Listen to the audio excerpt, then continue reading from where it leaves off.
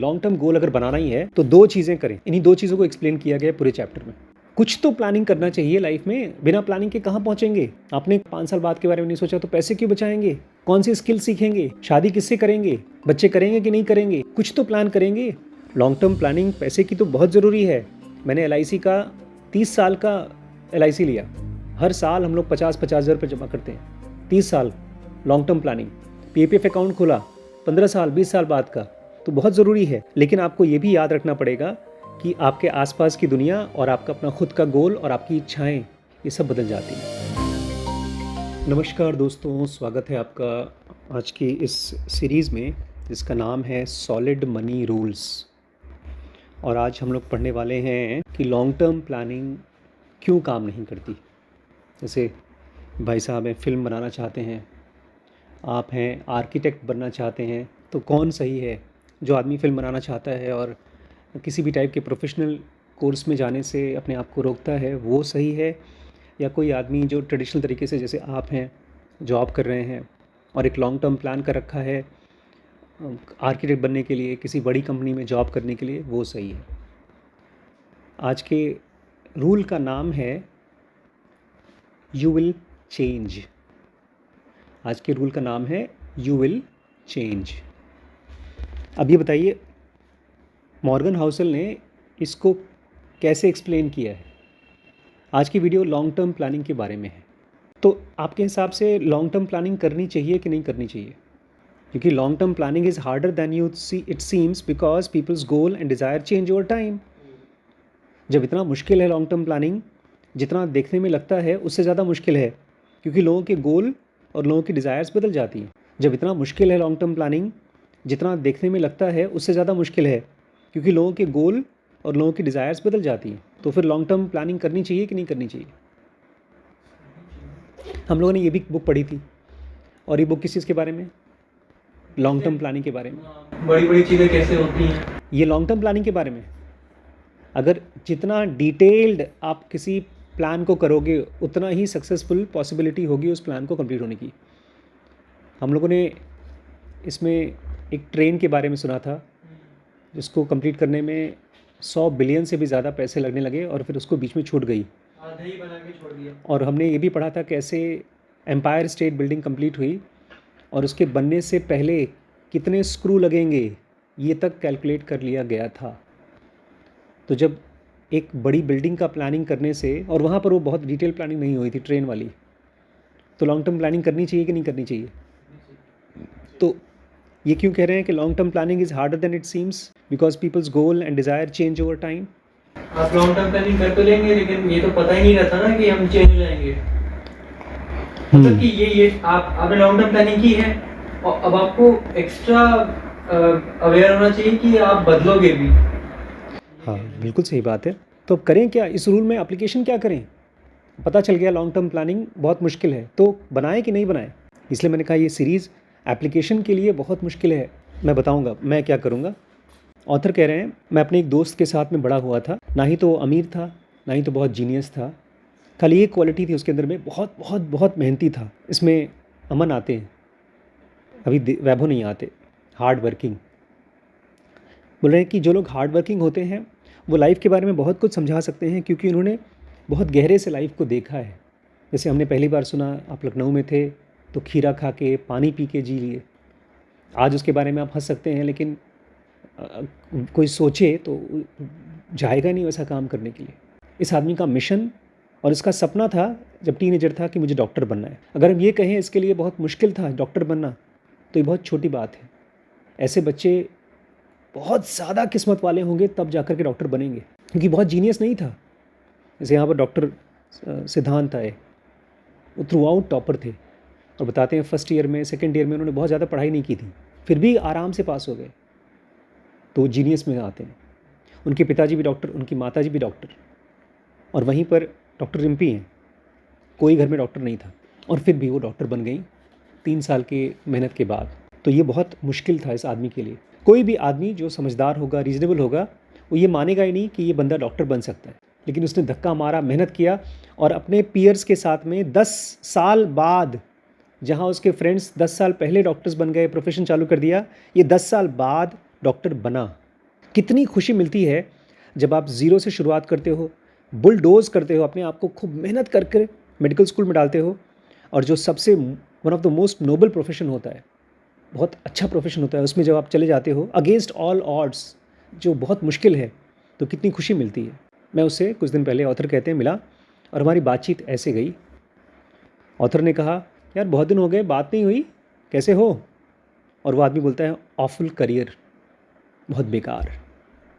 एक डॉक्टर है जो बहुत परेशान और बहुत बेकार। ऑथर कहते हैं, हाँ होता रहता है। तो डॉक्टर बोलता है, ज़िंदगी झंड है यार, बहुत बेकार करियर चल रहा है। ये सारी बातचीत 10 मिनट के लिए चली। उसके लाइफ में जो स्ट्रेस था और जो घंटे थे, जितना काम करता था, उसकी वजह से वो पूरा टूट चुका था। इसलिए जब आप बोले थे बड़े मम्मी से कि आप गायनोकोलॉजिस्ट बन जाइए या फिजिशियन बन जाइए, तो वो यही चीज़ को अवॉइड करना चाहती थी। थक गया था बेचारा, स्ट्रेसफुल हो गया था। ऐसा लग रहा था कि वो 15 साल पहले जिस कंडीशन पे था वहीं फिर से पहुंच गया। उस शुरू में क्लियर नहीं था कि मैं क्या करूंगा ज़िंदगी में, और अब फिर से 15 साल बाद उसको लग रहा है पता नहीं मैं क्या करूं, क्योंकि ये काम मुझे पसंद नहीं है बिल्कुल। आपके क्वेश्चन का आंसर इसी में है। साइकोलॉजी में ख़ास बात यह है कि लोग अपनी लाइफ के पुअर फोरकास्टर्स होते हैं। लोग अपनी ज़िंदगी के फोरकास्ट अच्छे से नहीं कर पाते। आप कोई गोल बना लें, जैसे इन्होंने बनाया अपना फिल्म मेकर बनना, वो तो ईजी है और मज़ेदार भी है। जैसे ही आप गोल बनाओगे खुशी हो जाती है, रश होता है। लेकिन अपने गोल को रियलिस्टिक लाइफ स्ट्रेसेस के बीच में इमेजिन करना और फिर भी धक्का मार मार के आगे बढ़ना, उस चीज़ को जी पाना, वो एकदम अलग है। इसकी वजह से हमारे फ्यूचर के फाइनेंशियल गोल्स पे बहुत बड़ा इम्पैक्ट पड़ता है। तो कैसे अप्लाई करें? हर चीज़ के बारे में प्लान करें, लेकिन अपनी लाइफ की नहीं, चीज़ों की। मैंने कहा एम्पायर स्टेट बिल्डिंग की प्लानिंग हुई, लेकिन जिस आदमी ने एम्पायर स्टेट बिल्डिंग बनाई होगी, वो अगर अपने बारे में फोरकास्ट करने की कोशिश करे तो बहुत अच्छा नहीं कर पाएगा, क्योंकि एक बिल्डिंग की प्लानिंग करने के बाद वो बिल्डिंग बदलेगी नहीं। वो 10 साल बाद भी वैसी ही बनी रहेगी या बनेगी। मान लीजिए एक गवर्नमेंट चली गई, दूसरी गवर्नमेंट आ गई, लेकिन ईंट पत्थर गारा सीमेंट तो वैसे ही लगेगा। लेकिन एक आदमी 10 साल बाद बदल जाता है। तो लॉन्ग टर्म गोल बनाएं कि ना बनाएं? अब सुनिए, लॉन्ग टर्म गोल अगर बनाना ही है तो 2 चीज़ें करें। इन्हीं 2 चीज़ों को एक्सप्लेन किया गया है पूरे चैप्टर में। अच्छा, अभी भी आपके मन में क्या लगता है, लॉन्ग टर्म प्लानिंग करनी चाहिए कि नहीं करनी चाहिए? लॉन्ग टर्म प्लानिंग का तो जवाब नहीं मिला। कुछ तो प्लानिंग करना चाहिए लाइफ में। बिना प्लानिंग के कहाँ पहुँचेंगे? आपने 1 साल बाद के बारे में नहीं सोचा, 5 साल बाद के बारे में नहीं सोचा, तो पैसे क्यों बचाएंगे? कौन सी स्किल सीखेंगे? शादी किससे करेंगे? बच्चे करेंगे कि नहीं करेंगे? कुछ तो प्लान करेंगे। श्रीश को बेचारे को पैदा कर दिया बिना जॉब के ही, उसकी वजह से 4 साल मेरे वेस्ट हो गए। मतलब 4 साल मैंने पैसे नहीं कमा पाया, पापा मम्मी के पास हाथ भीख भीख मांगना पड़ता था। कुछ तो प्लानिंग करेंगे। तो कैसी प्लानिंग करेंगे? इसके लिए रिमेंबर दैट यू विल क्या नाम है इस रूल का? You will change. आप बदल जाएंगे। जैसे आप हैं वैसे नहीं रहेंगे। अगर ये चीज़ मुझे पता होता कि मैं बदलने वाला हूँ, तो मैं कुछ और ही सीखने की कोशिश करता। मैं जो कर रहा था उस समय, 4 साल तक MBBS के बाद स्कूल खोल रहा था, मैं वैसा कुछ नहीं करता, मैं कुछ और ही करता। ये मुझे बाद में ज़नूका पढ़ने के बाद में मालूम पड़ा कि IES है मेरे पास, और जैसे ही इमोशन मेरे इंटेलिजेंस को चेंज कर रही है, तो मैं अलग तरीके से सोचता हूँ। इंटेलिजेंस बढ़ेगी तो अलग सोचूंगा, और रोज़ रोज़ की ज़िंदगी चलने लगी।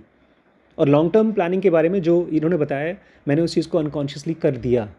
हर 5 साल का बच्चा, जो छोटा बच्चा होता है, खिलौने के साथ खेलना चाहता है, वो ट्रैक्टर का ड्राइवर बनना चाहता है जब बड़ा होता है। बहुत कम ऐसी नौकरियां होती हैं एक बच्चे को जो पसंद आती हैं, जिसकी ज़िंदगी चालू होती है और ख़त्म होती है गाड़ी को उठा करके, रू रू रू, पी पी पी पी, मैं गाड़ी चला रहा हूँ, मैं ड्राइवर हूँ। फिर बहुत से बच्चे बड़े हो जाते हैं और उनको एहसास होता है कि ड्राइवर बनना बहुत अच्छा करियर नहीं है। तो ऐसा आदमी बदल गया। अब उसको कोई ऐसी चीज़ चाहिए जो प्रेस्टीजियस हो, जिसकी वजह से समाज में उसको नाक ऊंची हो सके, और कोई ल्यूक्रेटिव चीज़ हो, ढेर सारा पैसा हो,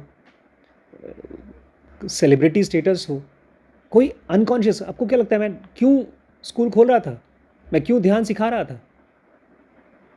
ये अनकॉन्शियसली मैं चाहता था कि एक स्कूल का मालिक बन जाऊंगा मैं। और मेरे और गहरे में क्या बात थी? स्पिरिचुअल टीचर, ओशो जैसा क्या पता बन जाऊँ। उतना बड़ा नहीं बन पाऊँगा तो कम से कम एक लेवल तक बन जाऊँगा। हाथरस में, जानते हैं हाथरस? हाथरस में कल 2.5 लाख लोग एक सत्संग सुनने के लिए आए थे। एक गॉडमैन है, एक गुरु जी हैं, उनका नाम है भोले बाबा, नाम रखा है उनका। White suit, shirt, white pant पहन करके उन्होंने लेक्चर देते हैं। पहले वो पुलिस थे, पुलिस में जॉब करते थे 17 साल पहले। उसके बाद कहा जाता है उन्होंने छोड़ दिया, कुछ लोग कहते हैं कि सस्पेंड हो गए, और फिर अपना चालू कर दिया सत्संग। कल स्टैम्पीड हुआ और कहते हैं 112 लोग तक मर चुके।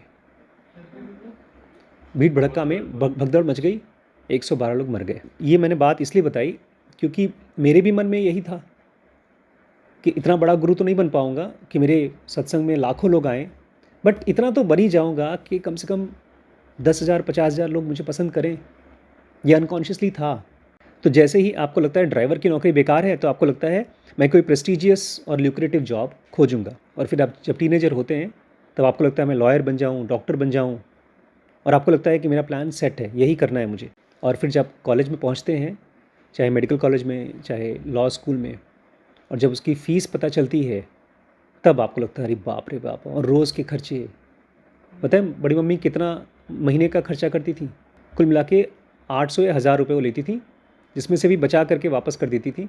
बाकी हॉस्टल का और रहने का तो ऑलमोस्ट फ्री था कॉलेज की तरफ से ही। लॉ स्कूल मतलब एक बड़ा सा कॉलेज है और उसका महंगाई है। अब उसमें मैं आ रहा हूँ, घुस रहा हूँ। इसके पहले आपने मेडिकल स्कूल में गए, मान लीजिए लॉ स्कूल में गए, 3 साल 4 साल गए, और आज की एज में कम से कम 20 से 25 लाख गए अगर लॉ स्कूल में है, अच्छे लॉ स्कूल में है, या मेडिकल कॉलेज में है, गवर्नमेंट सीट नहीं मिली जो कि बहुत रेयर है, प्राइवेट में गए तो कम से कम 1 करोड़ रुपये खर्च हो गए। और उसके बाद जब आप पहुंचते हैं, अपना करियर चालू करते हैं, तब next problem, long working hours. एक डॉक्टर थे, एमडी, हमारे सीनियर थे, हम लोग जब पानीपत में थे, वो बोलते मेरी ज़िंदगी इतनी बेकार है। क्यों? क्योंकि सुबह शर्ट पैंट पहनते थे, अगले दिन नहाते समय वो शर्ट पैंट उतारते थे। 24 घंटे में किसी भी समय उनको बुला लिया जाता था। बहुत अच्छे डॉक्टर थे, बट फिर जॉब छोड़ करके उन्होंने एक क्लिनिकल रिसर्च कंपनी में जॉब ले लिया ताकि वो आराम कर सके। People change, you will change. तो शायद आप एक छोटी मोटी नौकरी ले लें जिसमें घंटे आपको ज़्यादा मिल जाएं। और फिर ऐसा आदमी, सैलरी तो मिल नहीं रही है, अब वो घंटों घंटों काम नहीं कर सकते, बच्चे भी हैं, और बच्चों की खर्चा इतना ज़्यादा है कि वो बोलते हैं भाई मैं घर से ही काम कर लूँगा। और जब घर पर अपने बच्चों की देखभाल करते हैं तो उनको लगता है कि यही फाइनल सबसे अच्छा चॉइस है। और उसके बाद पहुंच जाते हैं 70 साल की उम्र में, अब पिछले 20 साल से घर पे हैं।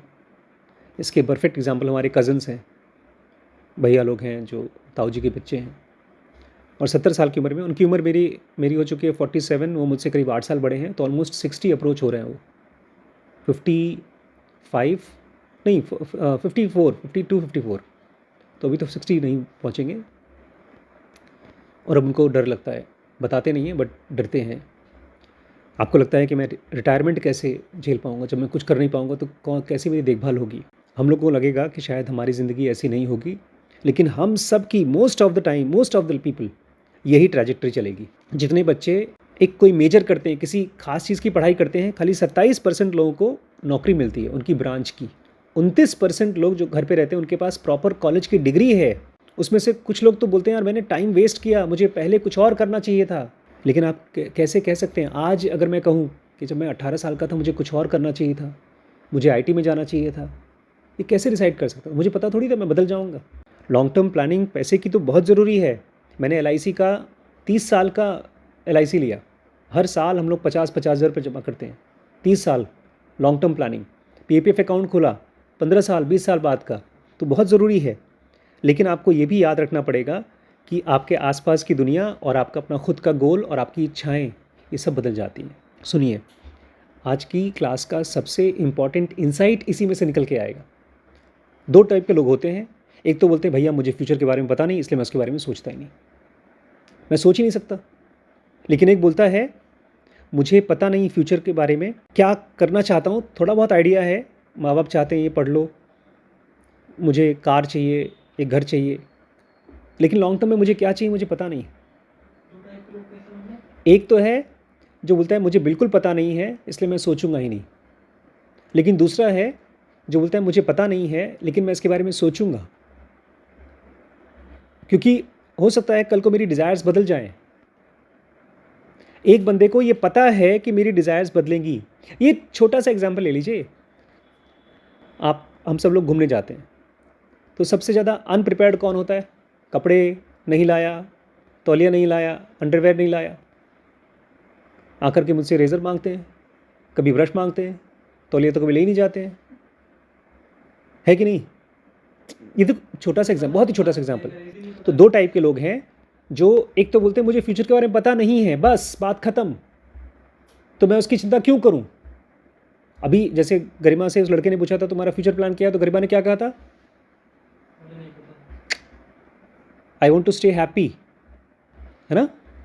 तो ये फर्स्ट वाला एटीट्यूड है कि मुझे नहीं पता तो मैं सोचूं क्यों, बस मुझे खुश रहना है, यही मेरा फ्यूचर प्लान है।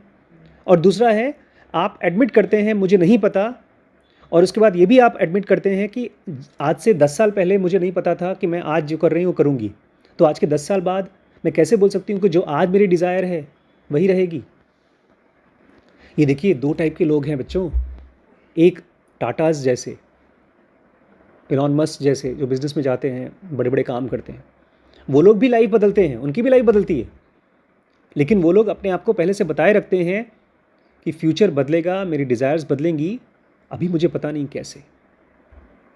लेकिन ये लोग जो पहले वाले हैं वो ये सोचते हैं फ्यूचर के बारे में हम जानते नहीं, और ये मान लेते हैं अनकॉन्शियसली कि जो होगा अच्छा ही होगा, तो सोचना क्यों, चिंता क्यों करना, और प्लानिंग क्यों करना?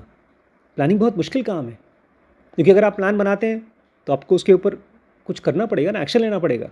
जैसे पिताजी आज बोलते हैं यार 70 साल की उम्र में कि बम्बई में घर नहीं लेना चाहिए था, आज 70 साल की उम्र में बोलते हैं, लेकिन उस समय जब 40s में थे, मेरी उम्र के थे, तब उन्होंने एक घर लिया, उसको बेच के दूसरा घर लिया, और उसको रख करके 2 और घर लिए, 3 घर हैं पापा के बम्बई में। लेकिन आज जो बोलते हैं वो गलत डिसीजंस थे। सच्चाई ये है, बहुत कम लोग हैं जो ये एक्नॉलेज करते हैं कि मैं आज के 5 साल बाद बदल जाऊंगा। अब छोटी सी एग्जांपल है, एक बाप है, उसकी बेटी ने लव मैरिज कर लिया, बाप उससे नाराज़ है, तो पहला वाला आदमी बोलेगा फ्यूचर मुझे नहीं पता, मुझे चाहिए कि तुम अपने पति को छोड़ करके आ जाओ और मैं तुम्हारी शादी कहीं और करा दूँ। उसको ये नहीं पता कि वो बदलेगा या उसकी बेटी बदलेगी, और दूसरे को पता है कि यार फ्यूचर बदलेगा, फ्यूचर क्या होगा मुझे पता नहीं, तो let me ask my self कि कैसे मैं बदलूँगा, बजाय कि लाइफ मुझे ज़बरदस्ती ट्विस्ट टर्न करके बदले। मैं अपने आप को खुद ही डिज़ाइन करता हूँ अपना चेंज। आज मैं किसी करियर में हूँ, मैं डॉक्टर हूँ, और मुझे अपने करियर को चेंज करना है, तो मैं डॉक्टरी के साथ साथ तैयारी करना शुरू कर देता हूँ कि मुझे किस टाइप के करियर में जाना है। समझे कि नहीं? मेरी डिज़ायर्स बदलेंगी। आज मैं 10 घंटे काम करता हूँ और मुझे 2 लाख रुपए महीने मिलते हैं, और उसके साथ साथ मुझे नहीं मालूम कि फ्यूचर में क्या होगा, लेकिन अब एक चीज़ समझ में आना शुरू हो गई कि मुझे घंटे चाहिए, मुझे 10 घंटे काम नहीं करना है, मुझे 5 घंटे काम करना है, और उस 5 घंटे में कोई करियर चाहिए मुझे। तो कौन सा करियर चाहिए मुझे खोजना होगा, मेरे डिज़ायर, मेरे इंटरेस्ट में वो कौन सा करियर है मुझे ये भी खोजना पड़ेगा। और इस समय वो जॉब कर रहा है अपनी, लेकिन साथ ही साथ वो अपने डिज़ायर्स के साथ भी काम कर रहा है। समझ में आ रहा है? देखिए, इस समय हम लोग यहाँ बैठे हैं और हम लोग बोलेंगे यार मैं कैसा लड़का था आज से 10 साल पहले, और हमको लगता है हमारी एंड ऑफ हिस्ट्री हो चुकी, बस जितना बदलना था बदल चुका मैं, अब और क्या बदलूँगा। आज जो मेरी डिज़ायर्स है ये परमानेंट है, लेकिन हमको ये नहीं एहसास होता कि फ्यूचर में चल के मैं कितना बदलूँगा, उसके बारे में थॉट भी नहीं आता है।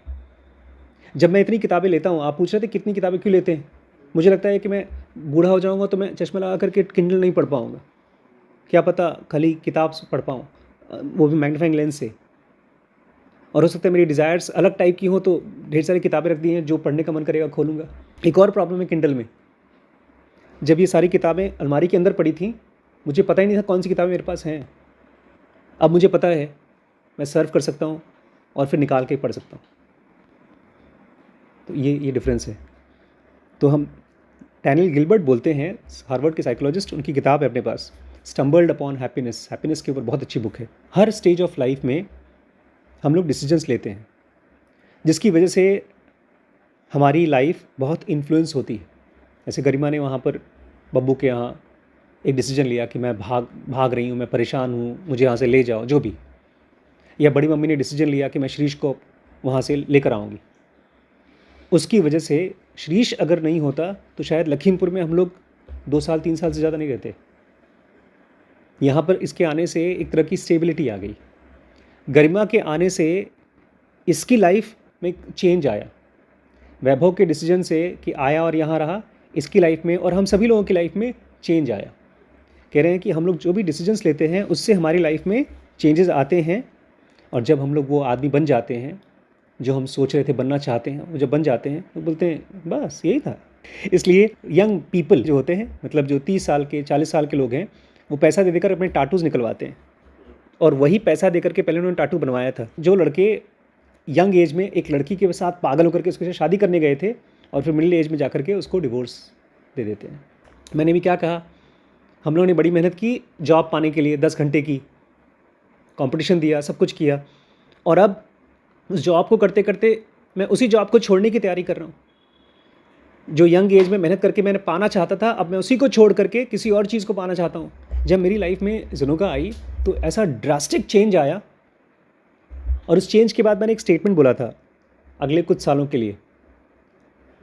कितने साल के लिए बोला था नहीं पता? अरे ये तो बड़ा फेमस डॉक्टर आशीष शुक्ला की बायोग्राफी में जाएगा तो स्टेटमेंट है। आज एक लेडी का फ़ोन आया था, बोलती है सर आपने जो बोला था ना, मुझे याद है, मैं भी वैसे ही जीना चाहती हूँ कि अगले 10,000 साल तक मुझे क्या करना है मुझे पता चल गया। तो दिनेश अग्रवाल बोले थे कि बेटा 10 साल का नहीं पता, 10,000 साल का क्या बोल रहे हो? मैंने कहा मर जाऊँगा, फिर से मैं एक योगी बनना चाहता हूँ, फिर से मैं योगी बनना चाहता हूँ। ये मैंने उस समय सोचा था। मुझे ये नहीं पता कि एक योगी होता क्या है। ये भी अच्छी चीज़ है कि मैं मेंटली चेंज होना चाहता हूँ, मैं हर रोज़ मेंटली चेंज होना चाहता हूँ। जब मैं बुक पढ़ता हूँ तो I am trying to change myself mentally. कह रहे हैं ऐसा बहुत कम होता है, क्योंकि हम सब लोगों को लगता है जो भी चेंज वेज होना था वो हो चुका है, और जो फाइनल प्रोडक्ट बनने वाला था हम वही हैं, अब इसमें कोई बदलाव नहीं आएगा। इसलिए हम अपने चेंजेस को कॉन्शियसली खुद नहीं करते। ख़ास तौर से 18 साल से लेकर के 68 ईयर्स तक, मुझसे भी उम्र के ज़्यादा लोग तक, वो लोग कभी सोचते ही नहीं है कि वो कौन कौन सी चीज़ें बदलेंगी फ्यूचर में। तो आप देख सकते हैं हम लोग जैसे ही तो था। Warren Buffett, Charlie Munger, Bill Gates, उन्होंने भी तो लॉन्ग टर्म प्लानिंग की। तो हमारे डिसीजंस लॉन्ग टर्म प्लानिंग को अफेक्ट करते हैं। अब मैं आपको बता रहा हूँ कैसे इस रूल को अप्लाई करेंगे। चार्ली मंगर बता रहे हैं, अगर आप अपने पैसे को या अपने स्किल को कंपाउंड करना चाहते हैं, आपने बैंक में पैसे डाल दिए, उसको अब खोद के निकालो मत। बैंक में पैसा या किसी बिजनेस में पैसा, किसी म्यूचुअल फंड में पैसा ज़मीन में लगाया हुआ पौधे की तरह है, धीमे धीमे बढ़ता है। आप खोद के उसको निकालोगे या अभी तक उसमें से फल नहीं आया है और तोड़ने की कोशिश करोगे तो फिर फ़ायदा नहीं होगा। लेकिन भाई कैसे नहीं करें? मुझे 1 साल पहले तक नहीं पसंद था जूता, आज पसंद है। 1 साल पहले तक मुझे ज़मीनें पसंद नहीं थी, आप पसंद है, तो फिर मैं क्यों ना अपने पैसे को डिपेंड करूं? कह रहे हैं हमने 2 बंदों के बारे में पढ़ा, एक तो सबको जानते ही है वॉरेन बफेट, बिलियनेयर, और हमने एक जेनेटर के बारे में पढ़ा था एकदम शुरू में, उनका नाम था रेनॉल्ड रीड। जब वो रिटायर हुए थे तो उनके पास टोटल पैसे थे कितने? $8 मिलियन, 68 करोड़, जिसमें से $2 मिलियन मतलब करीब 4-5 करोड़ उन्होंने अपने बच्चों को दिया, बाकी सब ट्रस्ट में दान दे दिया। 8 करोड़ में अपने बच्चों को दिया था, हाँ। और बाकी पैसे दान में दे दिया। और क्यों? क्योंकि उन्होंने क्या सोच समझ करके कुछ स्टॉक्स में पैसे लगा दिए थे, वो कंपाउंड होता रहा। तो जिस समय ये लाइन आई थी न्यूज़पेपर में कि एक आदमी मरा है जेनेटर, उसके पास कितना $8 मिलियन था। It was a shocking news. तो चाहे वॉरेन बफेट हो, चाहे रोनाल्ड रीड, ये लोग अमीर इसलिए बन पाए क्योंकि उन्होंने एक ही काम को किया 10 साल तक, और इस तरीके से उन्होंने कंपाउंडिंग को पागलों की तरह ग्रो होने दिया, रन वाइल्ड। लेकिन हम में से ज़्यादातर लोग धीमे धीमे बदल जाते हैं, इवॉल्व हो जाते हैं, और हम वही चीज़ 10 साल तक नहीं कर सकते। हम बदलना चाहते हैं, भैया मैं नहीं कर सकता 10 साल तक कोई काम, मैं कर ही नहीं सकता। 7 साल भी नहीं, 6 साल भी नहीं। खाली 7 साल 6 साल की बात नहीं है, इसके बारे में सोचते ही हम लोगों को डर लगता है। 10 साल तक यही करते रहना पड़ेगा, ऐसे तो मर जाऊंगा मैं। मतलब वही ऑफिस जाना, वापस आना, बिजनेस करना है तो जाकर के रोज़ हिसाब किताब चेक करना। अगर मूवीज़ के बारे में पढ़ना है या बनाना है तो उसके work, actual work, not just the exciting part. 10 साल तक जब आप कोई काम करेंगे तो उसमें ज़्यादातर काम बोरिंग काम होगा, ज़्यादातर लोग फाइनेंशियली कौन सक्सेसफुल नहीं हो पाता? जो थोड़ा सा बदलता है, पुराना छोड़ देता है, नया चालू कर देता है। इसलिए कह रहे हैं हम में से ज़्यादातर लोगों के पास एक पैसा जब बैंक पे रख देते हैं तो उसको 80 साल तक अगर हम जिएंगे तो 80 साल मिलते नहीं हैं, तो बेचारे 20-20 साल के पीसेस में कट जाते हैं। तो कंपाउंडिंग काम नहीं कर पाता हमारे लिए। ऑथर कह रहे हैं मैं एक ऐसे आदमी को जानता हूँ जो अपनी ज़िंदगी को बहुत पर्पसफुली ऑस्टर लाइफ जीता है। ऑस्टर मतलब ऑस्टेरिटी, AUSTERE, तपस्या करने वाला। पिताजी एक ऑस्टर लाइफ जीते हैं और वो उसके इनकम कम है लेकिन बड़ा खुश है वो। और बोलते हैं मेरे और भी 3 दोस्त हैं जो खूब गधा मजूरी करते हैं और लग्जरी के लिए पैसा देते हैं, वो भी खुश हैं। तो पहले दोनों के पास रिस्क है। पहले वाला उसकी इनकम कम है तो परिवार नहीं ला पाएगा, फंड रिटायरमेंट के लिए पैसा नहीं इकट्ठा कर पाएगा। और बेचारे दूसरे वाले का रिस्क ये है कि तुम पैसा कमा रहे हो तो दिन भर ऑफिस में बैठे हो, अपने परिवार, बच्चे और जिस चीज़ को मज़ा तुम्हें अच्छा लगता है वो जी नहीं पाओगे। ये आसान प्रॉब्लम नहीं है, ये बहुत मुश्किल चीज़ है। एक छोटे बच्चे को, 5 साल के बच्चे को बोलो नहीं ये जो तुम ड्राइवर बनना चाहते हो नहीं बनोगे, तुम्हें लॉयर या डॉक्टर बनना है, बोलते हैं जैसे शिरीष बोलते हैं मुझे नहीं बनना। 2 चीज़ें आपको दिमाग में रखनी है अगर आप लॉन्ग टर्म डिसीजन बनाना चाहते हैं। आज की क्लास का प्रैक्टिकल एप्लीकेशन क्या है? ये 2 चीज़ें। सबसे पहला, आपको फाइनेंशियल प्लानिंग के एक्सट्रीम एंड्स अवॉइड करनी चाहिए।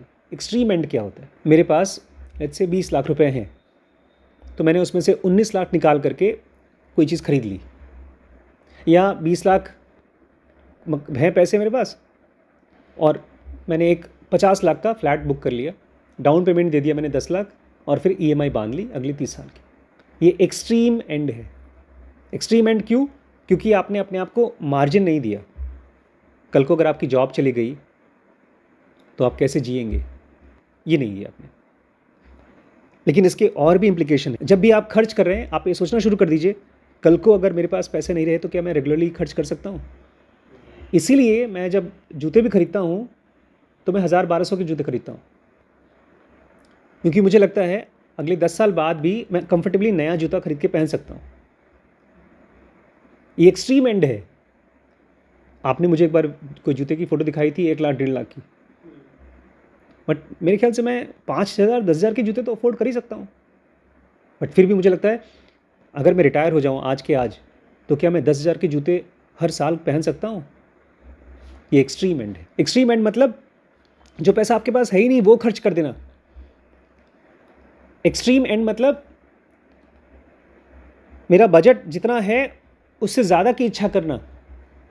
तभी तो कह रहे हैं आपने फाइनेंशियल अपने पैसे रख दिए बैंक में, 80 साल तक आपको बैंक में पैसे रखने हैं, नहीं तो आप क्या करेंगे? निकाल लिया उसमें से 5,000, वो आपका जो 1 लाख रुपए होने वाला था, कंपाउंड होने वाला था, हो गया 95, नहीं मिलेगा आपको इंटरेस्ट 1 लाख पे। जैसे हमारे डॉक्टर साहब ने अपने PPF में से, PPF जो कि 15 साल में कंपाउंडिंग देगी, उसमें से पैसे निकाल करके अपने बच्चे को BMW की बाइक दी। पहले मुझसे उधार मांग रहे थे। ये एक्सट्रीम एंड है प्लानिंग का, क्योंकि उन्होंने अज्यूम कर लिया कि जॉब तो रहेगी ही, PPF में बाद में डाल देंगे। उनको ये आइडिया ही नहीं होगा कि मनी कंपाउंड्स। मान लीजिए आपके पास पैसे कम है, जैसे आज आपकी इनकम बहुत कम है, या आपके पास थोड़ी तो अच्छी खासी इनकम है लेकिन आपको फ्रस्ट्रेशन है, बहुत काम करवा रहे हैं, जबकि आप तो SAP में हैं, ज़्यादा काम भी नहीं कराते वो लोग। तो आप ये जान लो कि एक पॉइंट पर आप पहुंच जाएंगे रिग्रेट पे। आपको लगेगा पैसे कम है, कुछ को लगेगा या टाइम कम है। ये एंड ऑफ हिस्ट्री इल्यूजन क्या है पहले मुझे बताओ। ये जो आशीष शुक्ला है यही सबसे फाइनल वर्जन है, इसके बाद कुछ बदलेगा नहीं। जब हम लोग पिक्चर देख कर आए थे कल की, आपके साथ ही देखा और हम सब ने देखा और कहा ठीक है, सब ने यही कहा कि सेकंड हाफ अच्छा है। लेकिन अब तो मैं सेकंड कल की और थर्ड कल की के लिए और एक्साइटेड हूँ। मैं एक दिन में बदल गया, एक मूवी के लिए एक्साइटेड हूँ मैं जो कभी मूवी के बारे में बहुत ज़्यादा सोचता नहीं कि मुझे कौन सी पिक्चर देखनी है कौन सी नहीं देखनी है। हम लोग ज़्यादातर परिस्थितियों के लिए अडैप्ट कर जाते हैं। अडैप्ट करना मतलब अपने हिसाब से ढल जाना। लेकिन ढलने का मतलब क्या है? तो अगर मान लीजिए आपको लगता है नहीं यार मैं 10,000 कमा लूँगा, जैसे कुछ लोग मेरे जान पहचान के बोलते हैं कि मैं जानता हूँ उस बंदे को, उसने गरीबी में रहकर फिल्म बना लिया। ऐसे लोग हैं ना जो बोलते हैं मैं भूखों मरूंगा लेकिन मैं अपने पैशन को फॉलो करूँगा। ऐसे भी लोग हैं ना, हैं कि नहीं? आप नहीं होंगे ना वो। जैसे डाविंसी था, नहीं डाविंसी नहीं, वैन गॉ, पूरी टाइम वो गरीब था। हाँ वो गरीब था। हाँ, 2 टाइप के लोग होते हैं। एक बोलते हैं जो बहुत कम पैसे हों फिर भी मैं अपने मन का काम करूँगा। ये चीज़ एक एक मेंटल एक्साइटमेंट देता है कि मैं अपने मन का काम करूँगा, तो ये जान जाइए कुछ दिन में आप अपने मन का काम नहीं करना चाहेंगे। यू विल अडैप्ट, आप बदल जाएंगे। नंबर 2, अगर इनके जैसा आदमी है जो बोले नहीं मुझे बहुत पैसा कमाना है, बहुत पैसा कमाना है, तो जो बहुत पैसा कमाना है उसके लिए भी आप अडैप्ट कर जाएंगे।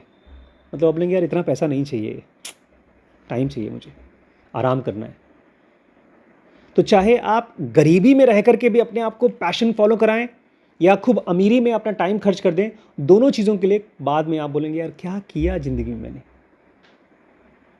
मैंने कुछ और करना चाहिए था। ये दोनों एक्सट्रीम्स हैं कि एकदम गरीब की तरह जीना और एकदम अमीर की तरह जीना। ये एक्सट्रीम्स, देखो ये नई बात निकल के आई। बहुत गरीब रहना या बहुत अमीर होना, इन दोनों से आपको बचना चाहिए। मतलब अमीर होने के लिए नहीं मना कर रहे हैं, बट ये बोल रहे हैं अमीर होने के लिए अपने टाइम को जो आप बर्बाद कर, मतलब जो टाइम खर्च कर देंगे अपने परिवार से काट काट के, उसके लिए मना कर रहे हैं। हम लोगों को जब लॉन्ग टर्म प्लानिंग करते हैं तो सबसे ज़्यादा फोकस करना चाहिए रिग्रेट्स पे। कौन कौन सी चीज़ मैं रिग्रेट करूँगा। जैसे कल को मैं बुढ़ापा हो जाए, मेरे पास पैसे नहीं होंगे तो मैं रिग्रेट करूँगा, या मेरा बच्चा है मेरे पास और मैं उसको टाइम नहीं दे पा रहा हूँ, बच्चा बड़ा हो गया, चला गया, मैं कनेक्ट नहीं कर पाया, तो मैं उसको रिग्रेट करूँगा। प्यार को नहीं अगर टाइम नहीं ले पाया तो रिग्रेट करूँगा। इसलिए मैं कहता हूँ कि आप लोग अगर जल्दी शादी करेंगे और एक अच्छा लविंग पार्टनर मिलेगा, you will feel happy about it. और पता है रिग्रेट और ज़्यादा प्रॉब्लम करता है। आपको लगेगा यार मैंने अपना पूरा टाइम खर्च कर दिया पैसा कमाने में, अब मैं अपने बच्चों के साथ ही रहूँगा पूरे टाइम। और अब बच्चे बड़े हो गए, बोलते बड़े पापा please have a life of your own, please don't interfere into our lifes. छोटे थे तो मज़े मस्ती कर सकते थे। या आप बोलते हैं नहीं मैं तो गरीब रहूँगा और खूब खूब काम करूँगा, फिर आप बोलते हैं बड़े पापा प्लीज़ सम रिटायरमेंट फ़ंड इनसे थोड़ा सा निकाल के दे दीजिए, मुझे फ़िल्म बनाना है या मुझे कोई जॉब करनी है, मतलब कुछ इन्वेस्टमेंट करना है, घर खरीदना है, तो प्लीज़ थोड़ा सा पैसा दे दीजिए। तो ये कह रहे हैं अगर आपने रिग्रेट को ध्यान से नहीं देखा और पहले से ही उसके बारे में सोचकर प्लान नहीं किया, तो बाद में आपको डबल स्पीड में आप भागने की कोशिश करोगे उस चीज़ को पाने के लिए। जिसने टाइम खोया बोलेगा मैं टाइम चाहिए बच्चों के साथ, जिसने पैसा खोया बोलेगा मैं और पैसा कमाऊँगा, जल्दी पैसा कमाऊँगा।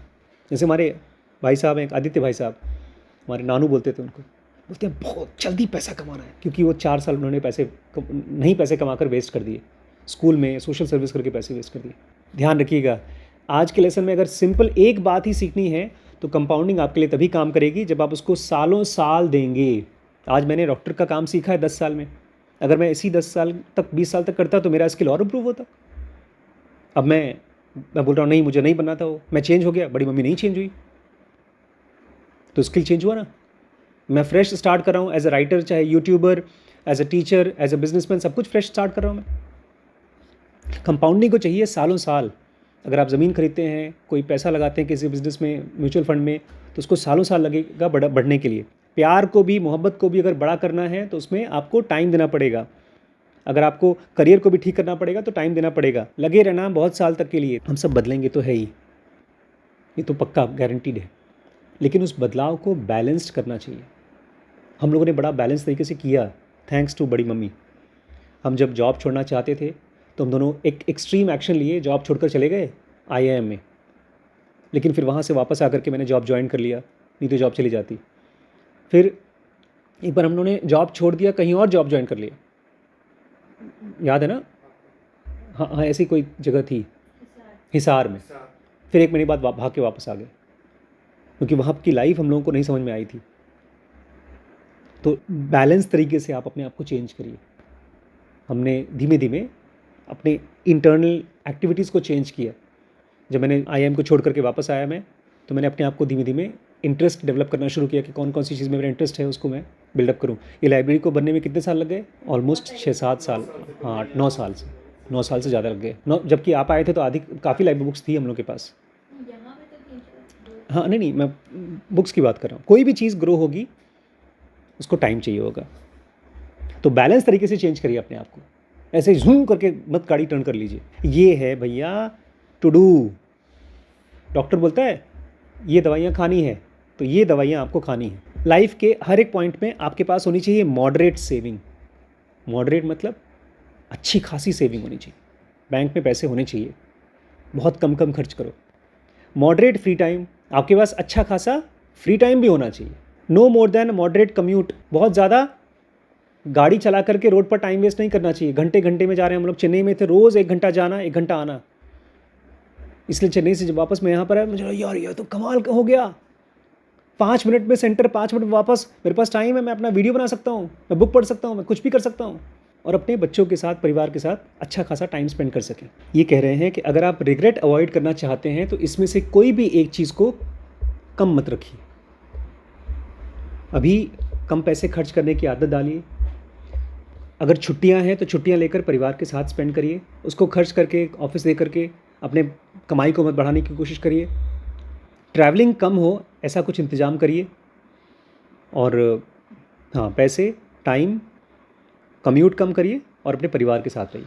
देखिए, जब मुझे ज़ुनुगा मिली तब मुझे समझ में आया कि बॉस, जब चेंज हुआ मेरा माइंड, IASM समझ में आया, तो मुझे लगा यार इसका मतलब माइंड चेंज होता है तो दुनिया एकदम अलग तरीके से दिखती है, हैबिट एकदम बदल जाता है।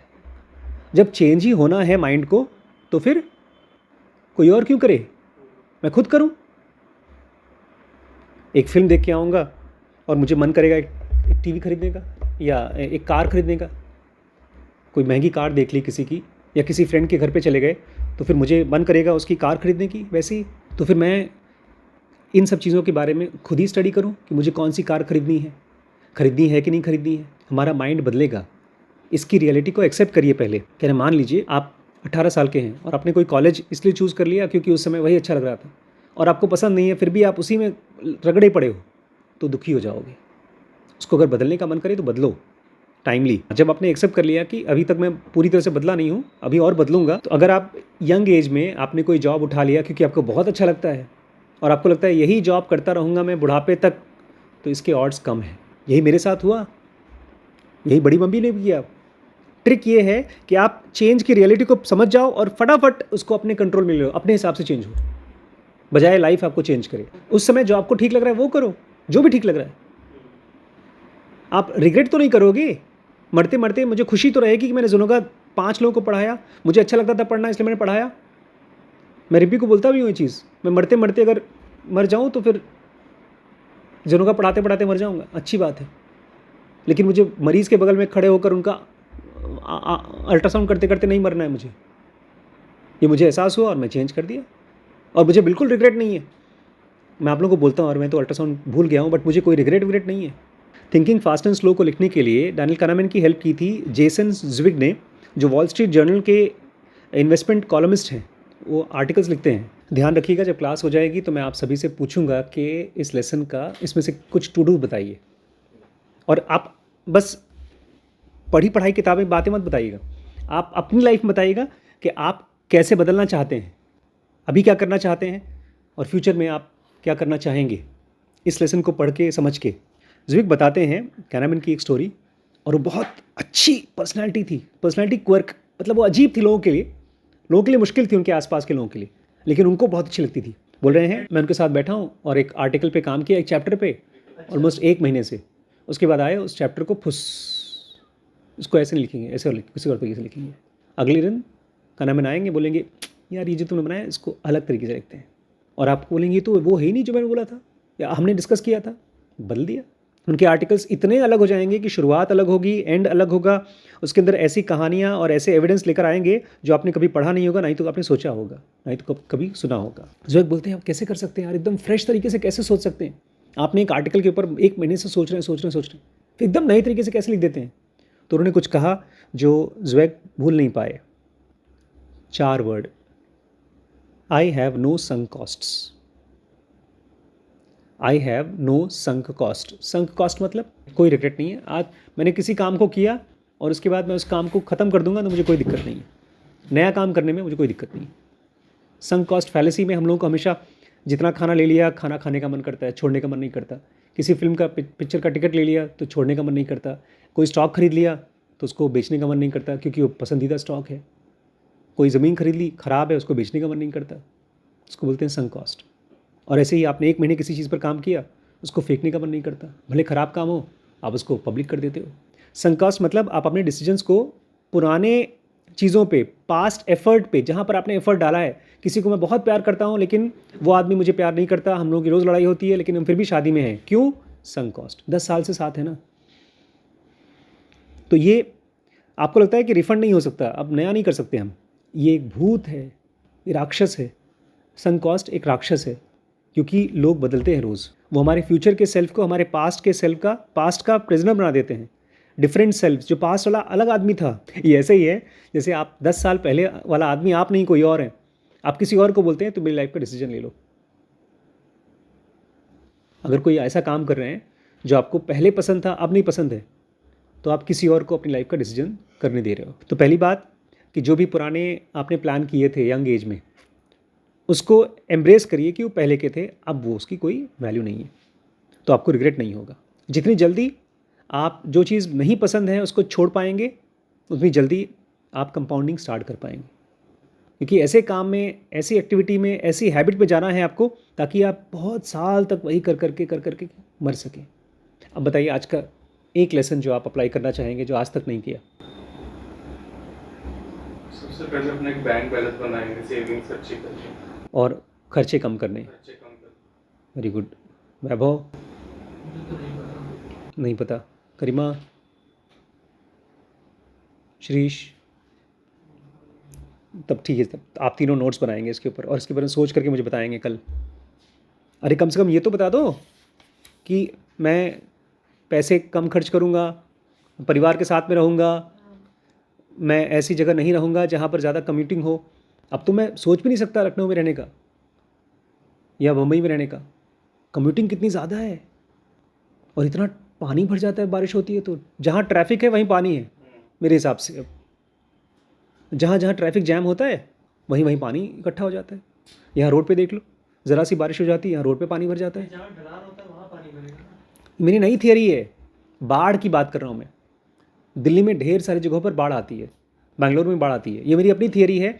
अगर कम लोग हैं, ज़्यादा स्पेस है, तो वहाँ बाढ़ कम आएगी, छोटे शहर में बाढ़ कम आएगी होपफुली। वो अलग थियरी बना रहा हूँ मैं, ये सच्चाई नहीं है। ये मेरे हिसाब से अगर किसी को रहना है तो भीड़ भड़क में नहीं रहना चाहिए।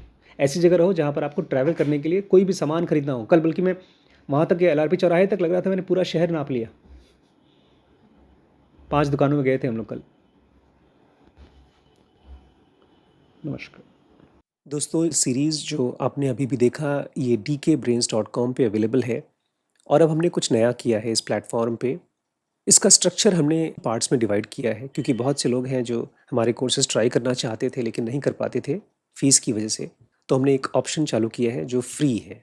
अच्छा, उसके बाद अगर आपको लगता है कि नहीं मुझे अब पेड कोर्स करना है, और फाइनली अगर आपने डिसाइड कर लिया है कि आप हमारे साथ लंबे समय तक चलना चाहते हैं, तो एक ऑप्शन है ग्रो, जिसमें हमारी सारी सीरीज़ आपको अवेलेबल है थ्रू आउट द ईयर। लेकिन उसके साथ साथ इसको एक अपॉर्चुनिटी भी बना सकते हैं अपनी अर्निंग का। बहुत ज़्यादा तो नहीं, लेकिन फिर भी कुछ न कुछ आपको अर्निंग होगी जब आप इस सीरीज़ को देखते हैं और किसी और को रेफ़र करते हैं। ट्राई आउट करिएगा, मुझे कमेंट के ज़रिए बताइएगा। आपके सजेशंस हमारे लिए बहुत इंपॉर्टेंट हैं। मैं वेट करूँगा आपके कमेंट्स का। ठीक है।